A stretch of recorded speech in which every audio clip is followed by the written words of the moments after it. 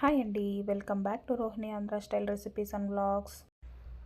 ఇవాళ రెండవ రోజు శ్రావణ మాస ప్రసాదాల వీడియోలో భాగంగా మనం కొబ్బరి బొబ్బట్లు చేసుకుందాం. ఈ కొబ్బరి బొబ్బట్లకి టైం ఎక్కువ ఏం పట్టదండి, చాలా అంటే చాలా ఈజీగా చేసుకోవచ్చు. ఇప్పుడైతే వీడియోలోకి వెళ్ళిపోదాం. కొబ్బరి బొబ్బట్లు ఎలా తయారు చేయాలో చూసేద్దాం. ముందుగా క్లీన్గా ఉన్న ఒక బౌల్ తీసుకొని అందులో ఒక హాఫ్ కప్పు మైదా వేసుకోండి. హాఫ్ కప్పు మైదా, తర్వాత హాఫ్ కప్ కంటే ఎక్కువగానే చిరోటి రవ్వ వేసుకోండి. ఇక్కడ భాగ్యలక్ష్మి కంపెనీది రవ్వ దొరుకుతుంది, చిరోటి సూజీ అని దొరుకుతుంది, అది వేసుకోండి, చాలా బాగుంటుంది. తర్వాత అందులో కొంచెం పసుపు, చిటికెడు ఉప్పు వేసి దీనిని నీటిలో బాగా మిక్స్ చేసుకొని చపాతీ కన్నా కొంచెం మెత్తగా ఉండేలాగా పిండి బాగా కలుపుకోవాలి.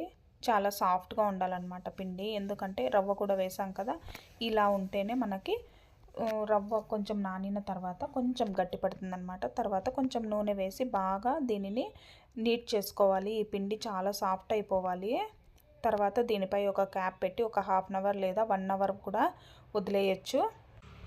ఇప్పుడైతే మనం కొబ్బరి బొబ్బట్లలోకి స్టఫ్ ఎలా తయారు చేయాలో చూద్దాం. ముందుగా ఒక స్టవ్ పై ప్యాన్ పెట్టి అందులో 1.5 కప్పు, ఏదైనా మనం కొలతల ప్రకారం అయితే 1.5 కప్పు బెల్లం వేసుకొని అందులో ఒక చిన్న గ్లాస్తో ఒక హాఫ్ కప్పు వాటర్ వేసి బెల్లం మొత్తం బాగా కరిగి కొంచెం ఉడుకు పట్టాలన్నమాట. అంతవరకు మనం బెల్లాన్ని ఇలా కలుపుకుంటూనే ఉడికించుకోవాలి. ఇలా చూడండి, దగ్గర పడుతుంది కదా బెల్లం అనేది, పాకం ఏం రానవసరం లేదు, కరిగి ఇలా కొంచెం ఉడికితే సరిపోతుంది. తర్వాత ముందే తురుము పెట్టుకున్న కొబ్బరి వేసేసుకొని దీనిని చక్కగా దగ్గర పడే వరకు వేయించుకోవాలి. వేయించుకుంటూనే మీడియం టు లో ఫ్లేమ్ పెట్టుకొని వేయించుకోవాలి.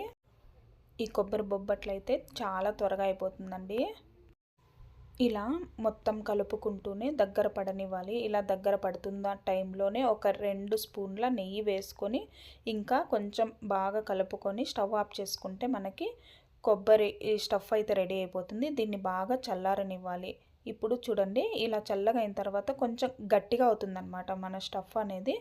ఇలా గట్టిగా అయిన తర్వాత ఒక్కసారి మనం చెక్ చేసుకోవాలి ఉండకు వస్తుందా లేదా అనేసి. తర్వాత మనం ముందే మిక్స్ చేసి పెట్టుకున్నాం కదా మైదా పిండి, చిరోటి రవ్వ, అందులోనే ఇప్పుడు చేసుకున్న కొబ్బరి స్టఫ్ చల్లగా అయిన తర్వాత ఇలా ఉండలుగా చుట్టుకొని స్టఫ్ చేసుకోవాలి.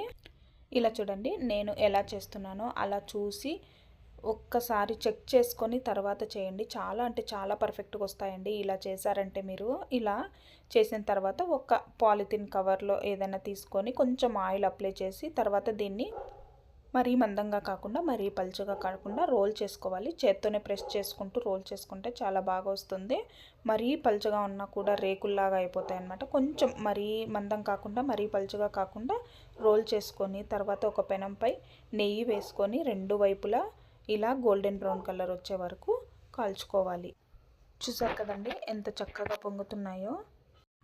ఇలా పొంగాలంటే మనం రోల్ చేసుకునేటప్పుడు చక్కగా రోల్ చేసుకోవాలి, బయట రాకుండా, లోపల పెట్టిన స్టఫ్ అనేది బయట రాకుండా.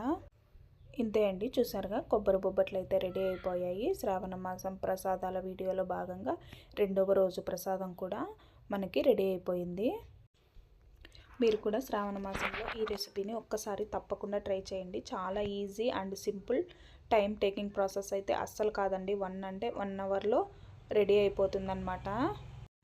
ఇంతే అండి ఇవాల్టి ఈ వీడియో కనుక మీకు నచ్చినట్టయితే ప్లీజ్ లైక్ చేసి మీ ఫ్రెండ్స్ అండ్ ఫ్యామిలీ మెంబర్స్కి షేర్ చేయండి. అలానే నా ఛానల్ని ఎవరైనా కొత్తగా చూస్తున్న వారైతే ప్లీజ్ సబ్స్క్రైబ్ చేసుకొని పక్కనే ఉన్న బెల్ ఐకాన్ని యాక్టివేట్ చేసుకోండి.